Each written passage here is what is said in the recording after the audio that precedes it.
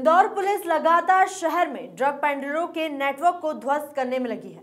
इसी कड़ी में पुलिस ने एक महिला को गिरफ्तार किया है। दरअसल नशे के खिलाफ अभियान में इंदौर के विजयनगर थाना पुलिस ने एक महिला प्रीति जैन उर्फ आंटी को ड्रग सप्लाई के आरोप में गिरफ्तार किया है। इस मामले को लेकर एसपी विजय खत्री ने बताया कि गिरफ्तार की गई प्रीति जैन मुख्य ड्रग सप्लायर थी और वह ड्रग्स लाकर इंदौर में ड्रग्स पेडलर्स को दिया करती थी। उन्होंने बताया कि कई आला अधिकारी महिला प्रीति जैन से लगातार पूछताछ कर रहे हैं। बता दें, पुलिस अभी तक ड्रग मामलों में 9 लोगों को गिरफ्तार कर चुकी है। इसमें मुख्य रूप से सागर जैन और प्रीति जैन के नाम सामने आए थे।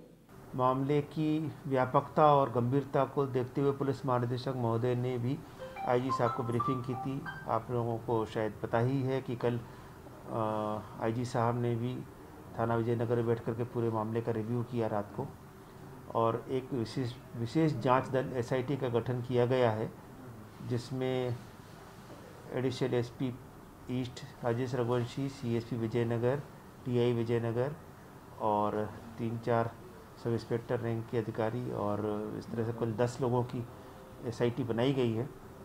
और इसमें जो इन लोगों से पूछताछ करने पे अभी तक हम लोग 4 मामले कर चुके हैं पंजीबद्ध, और 9 आरोपियों को गिरफ्तार कर चुके हैं, जिसमें मुख्य नाम सागर जैन और प्रीति जैन उर्फ आंटी का है।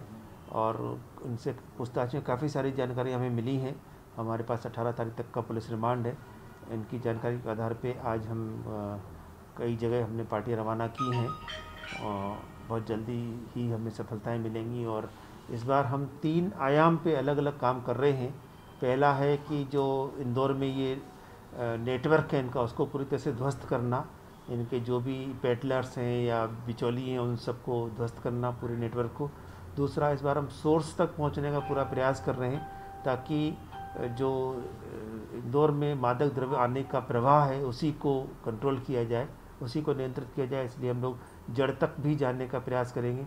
तीसरा, इस मादक द्रव्य के धंधे से जिन लोगों ने संपत्तियां बना ली हैं या मकान बना ली हैं, उनको भी हम आज से शुरू कर रहे हैं।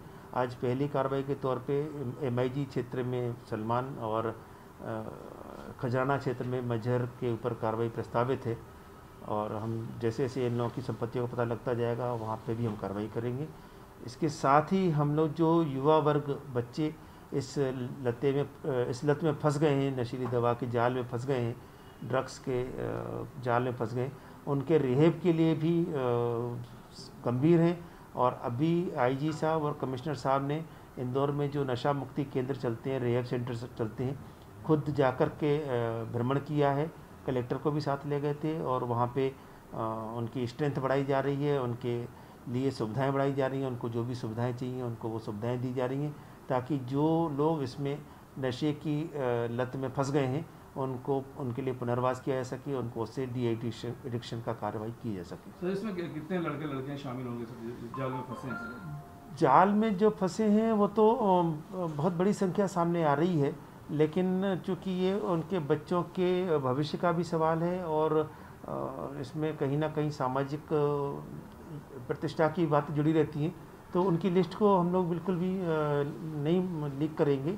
उसको गोपनीय तौर पे उनके पेरेंट्स को विश्वास में लेकर के, और अगर उनके पेरेंट्स की इच्छा होगी कि इनको हमें डिएडिक्शन करवाना है और रिहेब करवाना है, तभी उनकी विलिंगनेस से ही ये काम होगा। सर, ये पूरे आंटी का इसका पूरे जो गृह में क्या रोल था, किस तरह से ये पूरे आंटी से जो अभी तक की पूछताछ में बात निकल कर के सामने आई है वो ये आई है कि आंटी माल लेके आती थी और यहाँ पे उसके बहुत सारे कस्टमर्स थे और बिचौलिए थे, पेडलर्स थे, उन सबको देती थी।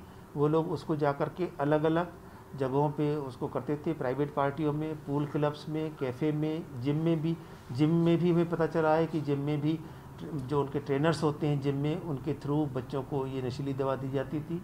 लड़कियों के लिए, लड़कियों को कहा जाता था कि इसको लेने से वज़न कम हो जाता है, और लड़कों को कहा जाता था कि इसको लेने से मसल्स पावर्स अच्छे हो जाते हैं, जो आप बॉडी बनाना चाहते हैं वो जल्दी बन जाती है। सर, मोड ऑफ ऑपरेशन क्या है? कहाँ से ड्रग्स लाई जा रही थी? दिल्ली मुंबई में क्या कनेक्शन है? इस सब पे हम काम कर रहे हैं। हमारे पास दिल्ली के भी हैं कुछ नाम, बम्बई के भी हैं, गोवा के भी हैं, और सब पे हम काम कर रहे हैं। अगर देखा जाए तो पबों में जाते थे जैसे, तो पबों के अंदर हाई प्रोफाइल लोग रहते थे, क्या हाई प्रोफाइल लोग भी निशाने पर आएंगे? नहीं, मैंने जैसा आपको बताया, जो यूजर्स हैं उनके खिलाफ अभी हम एक्शन की बात नहीं कर रहे हैं, उनके हम पुनर्वास की बात कर रहे हैं, उनके लिए नशा मुक्ति केंद्रों में उनके लिए सुविधाओं की बात कर रहे हैं। तो उनके ऊपर हम अभी कार्रवाई प्रस्तावित नहीं कर रहे, अभी तो हम इस नशे के सौदागरों के ऊपर कार्रवाई करेंगे। सर, ये आंटी जो है वो लड़कियां भी उपलब्ध कराती थी लड़कों को, ग्राहकों को? अभी वो वाला कनेक्शन इसका नहीं मिला है। हालांकि ये सारा जो नेटवर्क है ये बांग्लादेशी युवतियों के देह व्यापार से जुड़ा हुआ ही है। वहीं से हम लोग आगे बढ़े थे और वहीं से हमें पता चला था कि उन लड़कियों को ड्रग्स दे करके, विशेषकर MDMA दे करके उनको आदि किया जाता था और जिससे उनसे ज़्यादा उनका शोषण किया जा सके। क्या इनके मकान भी ध्वस्त किए जाएंगे? बिल्कुल किए जाएंगे, उनकी पूरी हम जानकारी जुटा रहे हैं। सर, इसी पे मेरा सवाल है, अब तक जैसे बांग्लादेशी युवतियों को कितनी युवतियों को मुक्त कराया गया और इस पूरे मामले में कितने मुख्य आरोपी बने हैं? अगर हम जो देह व्यापार वाला मामला था उसमें भी हमने 4 मामले रजिस्टर्ड किए थे। कुल मिलाकर के 30 आरोपियों को गिरफ्तार किया गया था, जिसमें 7 महिलाएं थी, 23 पुरुष थे और कुल 21 लड़कियों को मुक्त कराया गया था, जिसमें से 11 अवैध रूप से भारत लाई गई बांग्लादेशी युवतियां थी और 10 महिलाएं, उसमें 5 बांग्लादेश की थी, 1 बिहार की, 1 राजस्थान की और 3 बम्बई की थी। इस तरीके से लड़कियों को मुक्त कराया गया था। तो युवतियों का ड्रग्स कनेक्शन क्या था सर, जो युवतियां पकड़ाई थी? जो युवतियां मुक्त कराई गई थी उन्होंने हमें बताया था कि उनको ड्रग्स भी दिया जाता था जिससे कि वो उनका ज़्यादा शोषण हो सके।